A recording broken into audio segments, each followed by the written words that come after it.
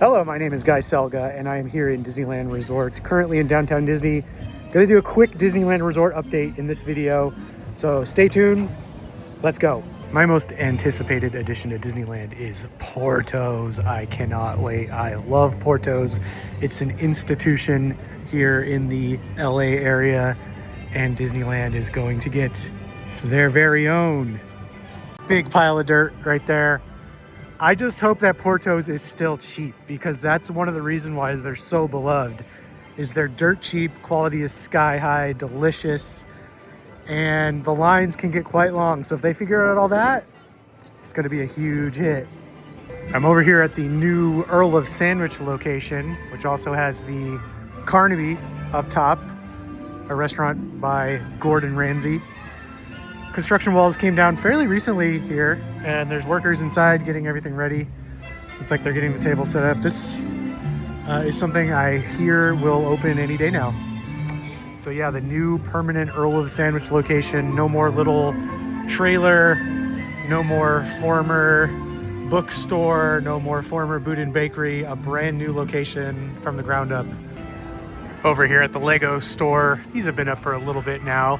New Lego builds outside of the store. We got one with the Avengers here, and then really neat one of Chewie in the AT-ST walker. Got Endor in the background there. Construction walls are down at the Maleficent Dragon one, and it has a new base that looks like the castle. Got some flames there, vines growing out. Looks great. I decided to take the monorail in because, you know, in life's too short. You gotta take every opportunity you can to ride a monorail, am I right? To the left of the monorail is the main entrance of Disneyland, the happiest place on earth. Disneyland is fantasy. Below us is the Submarine Lagoon, where you can dive into a fantastic underwater adventure aboard the Finding Nemo submarine voyage. Across the way are the icy peaks of... So over in Tomorrowland, the exterior to Buzz Lightyear Astro Blasters came back from refurbishment, had scaffolding removed, and it got this new white color scheme. I guess not really new, it just kind of returned to the 60s to late 90s color scheme. They did get this nice teal stripe right there at the door.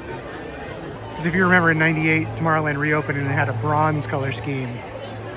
And then slowly the land was all repainted to a darker blue, which is what most of the land still is.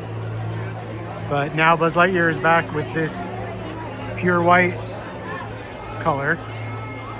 So some of the building is still under scaffolding, but this area has also been uncovered, the former Star Tours Fast Pass area. And this mural was completely refurbished. It was removed and completely blank for a little bit there. And people wondered if it would get a new mural or a video screen.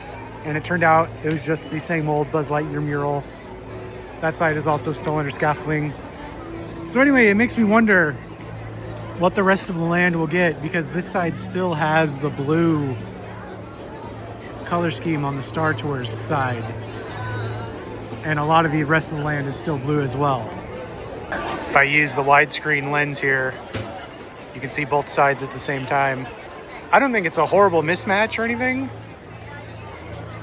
It looks fine, but I'm just curious if they're going to unify everything. Since I'm here, I may as well talk about this, but I wonder when this will get fixed.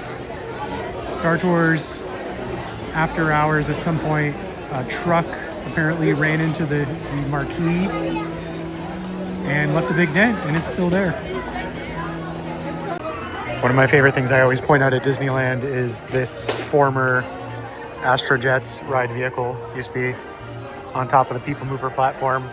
Still has the lever that made it go up and down. Obviously now it's repainted into the Buzz Lightyear colors. I have a collection of Black Series figures, a pretty small one. I love the Black Series figures, but man, I don't know. Sometimes it's like they're just running out of ideas. Okay, we got this Magic Key holders shirt for DCA's 25th anniversary. We're just getting started. Walt Disney quote on the back. Yeah, I'm good on that, but it's not bad. The regular DCA 25th anniversary shirt is much better. It's got all the park's different icons. It's crazy how often the icons of the park has changed since it opened, because now they put the Golden Gate Bridge thing from San Francisco on there. It's pretty wild. So I have to say, I don't really understand this new merch line. The items are just solid colors, right? And they say stuff like that. I'd rather be at Disneyland. Last day of trip blues, and it says it on both sides for some reason.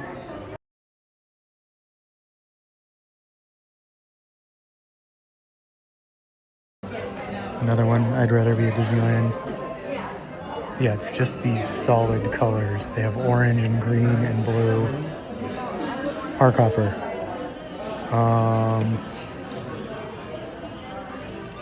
Mini bags, and they sell the normal size bags too. I don't know. It just seems kind of extremely plain Jane to me. What do you guys think? So it looks like the construction wall over at Adventures Campus has been pushed way out. It goes all the way up to the sanctum here.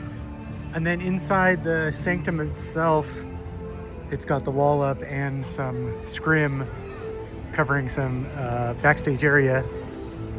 And then there's a gigantic crane. It looks like it's taller than Mission Breakout even, lifting up huge parts onto the new rides. Yeah, that part is massive. Look at that. Very quick Coco boat ride update. Not much to report, not many changes. They are still working hard back there. You see earth movers and cranes and things coming and going. That's gonna do it from this quick Disneyland update. Just ending the video taking a look at the backside of Star Wars Galaxy's Edge. There's Rise of the Resistance right there. Millennium Falcon, Smuggler's Run right there. Anyway, thanks a lot for watching. Be sure to subscribe, leave some comments, and I'll see you next time.